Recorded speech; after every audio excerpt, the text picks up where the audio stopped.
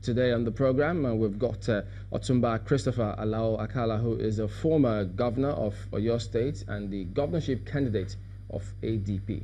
Thank you for coming out this morning, sir. Thank you for inviting me. So let's start off with security. I mean, you have a background in that, and we do remember, in addition to the report which we've just seen, the vice president, he's also a supporter of this. He said several times that it is practically impossible, that it shouldn't be that we police a country the size of Nigeria, that's about 900 square kilometers, centrally from Abuja. So his voice, alongside several other people who are saying we need to decentralize our police structure. Do you agree with them? No, please.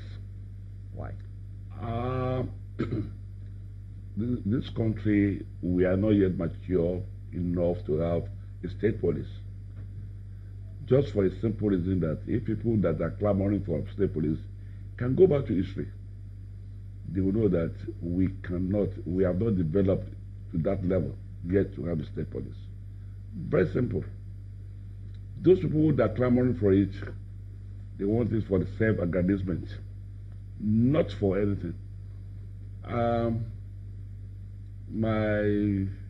don't know what else to call them, my colleagues, some governors and other people that are clamoring for it, just want to use it for their service purposes. How do you mean? I mean, what I mean by this is this. You see,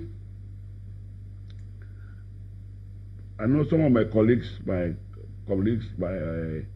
classmates who disagree with me. We've debated this thing on our platform for very hot debate on our platform. We have a platform, my classmate, and I was one of the people that was against it. But let me tell you, history is not our side to do that. That's number one. Number two, our democracy has not developed to that level. One, you see, just like the independence electoral body, I am talking from experience. And you know, when you have experience in so many things, you can talk a little bit authoritatively. It is very important that we note that in the past there was a local police in Western region and Northern region. It was not there in the Eastern region. And this local police was being used by politicians. Politicians, we have not learned our lesson. I'm one of them. We tend to want to give unlawful orders to the security agents. When we think they are not obeying us, that's the time they will think of, let us have state police. But if they are obeying them, yes, they are at home with that commissioner of police that is obeying the wrongful order. You see, the powers given to the police in the Police Act, or to police, that power of arrest is very enormous, it's very big. Power of arrest. Police can arrest anybody. As we're sitting here, the police can come in and say, Kimberly, I'm arresting you. And the reason of the arrest will be given later, but he has the power to arrest you. That's the power of a policeman. Power to arrest. And if you have to exercise that power, and you want a state police to be exercising that power, then I'm sorry, a lot of people will be in jail. Let me cite an example. Sometimes, years back, Babawolo went to Abachi for campaign. Okay. Before he came for the campaign, all his supporters were arrested by local police. They were arrested, jailed. Trump up cases, and they were jailed. Nothing happened. Another thing, Babaji Lawoyin was an AG man in the House with NPC dominating the northern region at that time. MPC headed by Lamadu Bello. Of our people will never vote MPC.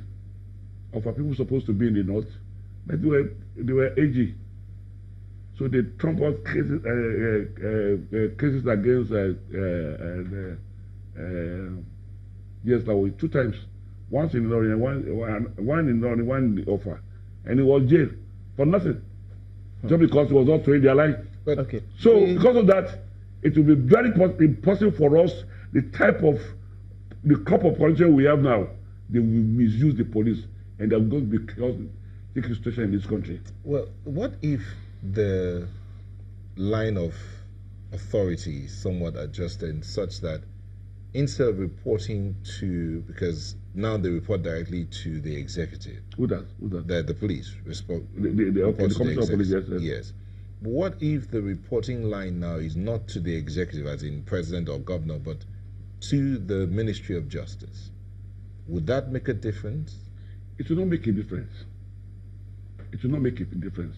You see, the disadvantage of state police is more than the advantage. Ministry of Justice is under who? It's under the executive. Ministry of Justice is under the executive. The Attorney General and the Solicitor General appointed by the executive. Which was that argument again about separating the Minister of Justice from the Attorney General of the Federation. Separating the two offices. Until that is done. That is done. That has not been done. If we could build up to this.